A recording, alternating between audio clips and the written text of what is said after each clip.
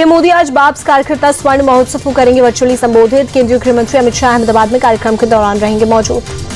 अहमदाबाद के नरेंद्र मोदी स्टेडियम में होगा स्वामी नारायण स्वर्ण महोत्सव का आयोजन। 1 लाख से ज्यादा सक्रिय कार्यकर्ता रहेंगे मौजूद।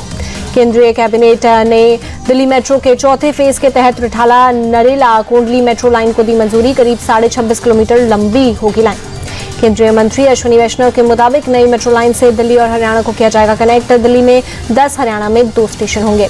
अश्विनी वैष्णव के मुताबिक नई शिक्षा नीति के तहत कैबिनेट ने 85 सेंट्रल स्कूल, 28 नवोदय स्कूल खोले जाने को मंजूरी दी। इसमें 8,232 करोड़ की आएगी लागत। यूपी की योगी सरकार का बड़ा फैसला, प्रदेश के सभी सरकारी विभाग के कर्मचारियों पर अगले 6 महीने तक हड़ताल पर लगी पाबंदी। राहुल गांधी की नागरिकता पर दिल्ली हाई कोर्ट ने केंद्र सरकार से जवाब मांगा। बीजेपी नेता सुब्रमण्यम स्वामी ने राहुल की नागरिकता पर सवाल उठाए।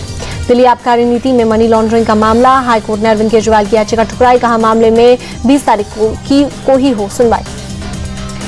महाराष्ट्र के डिप्टी सीएम अजीत पवार को मिली दिल्ली की बेनामी ट्रिब्यूनल से बड़ी राहत। पवार की जब्त संपत्तियों को इनकम टैक्स से मुक्त किया गया।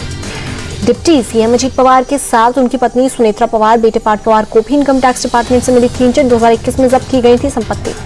राजस्थान के कैबिनेट मंत्री किरोड़ी लाल मीणा ने अपनी ही सरकार पर अपने खिलाफ केस दर्ज होने का लगाया आरोप और कहा सीएम बताएं किसके इशारे पर यह हो रहा है।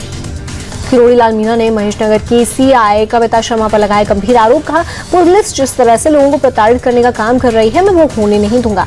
हरियाणा पंजाब के शंभू बॉर्डर से दिल्ली कूच कर रहे किसानों का प्रदर्शन थमा। सरकार से बातचीत का भरोसा मिलने पर दिल्ली कूच रोकने पर राजी हुए किसानों ने 1 दिन के लिए रोका दिल्ली कूच का आंदोलन।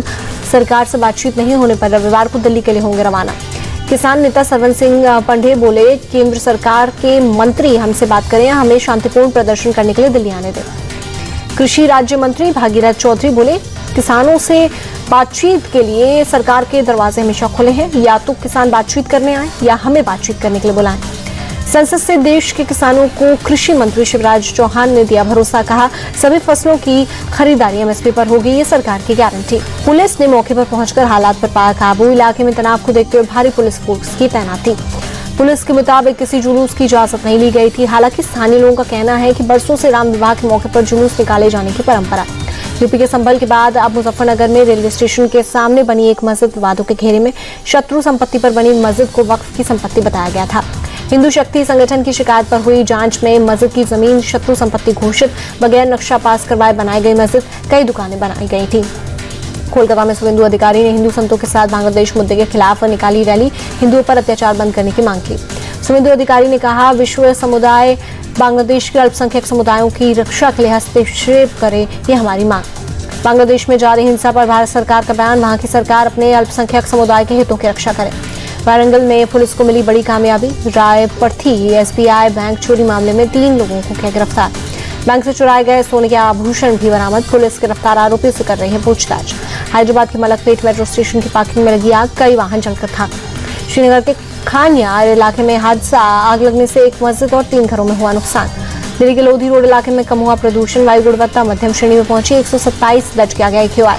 दिल्ली के इंडिया गेट इलाके में अभी भी प्रदूषण का स्तर खराब, पूरे इलाके में स्मॉग की मोटी परत देखी गई। दिल्ली के बारापुला इलाके में कम हुआ प्रदूषण, मध्यम श्रेणी में पहुंचा AQI, पूरे इलाके में धुंध की एक पतली परत देखी गई। यूपी के आगरा में बढ़ी ठंड, आसमान में छाया कोहरा, विजिबिलिटी कम। मुंबई के कई इलाकों में सुबह सुबह आसमान में छाई हल्की धुंध, विजिबिलिटी कम। अयोध्या में धूमधाम से निकाली गई राम बारात, झूमते गाते नजर आए श्रद्धालु। हैदराबाद में सचिवालय, विधानसभा, राजभवन समेत कई सरकारी इमारतों को रोशनी से सजाया गया। प्रजापालना विजय उत्सव की दिखी रौनक। धर्मशाला के कांगड़ा आर्ट म्यूजियम में अंतर्राष्ट्रीय चित्रकला प्रदर्शनी का आयोजन, लोगों ने बढ़ चढ़कर हिस्सा लिया। भारत बांग्लादेश के बीच होगा अंडर 19 एशिया कप का फाइनल। 8 दिसंबर को दुबई में खेला जाएगा फाइनल मुकाबला। भारत ने श्रीलंका को 7 विकेट से हराकर एशिया कप के फाइनल में बनाई जगह। सेमीफाइनल में श्रीलंका ने 173 रनों का दिया था लक्ष्य। भारत ने 3 विकेट खोकर जीत लिया मैच।